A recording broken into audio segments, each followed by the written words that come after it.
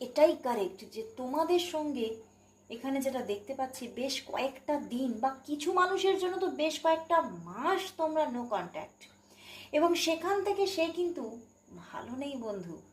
সে কিন্তু ভীষণ ভীষণভাবে নেগেটিভ, ভীষণভাবে কষ্টে রয়েছে।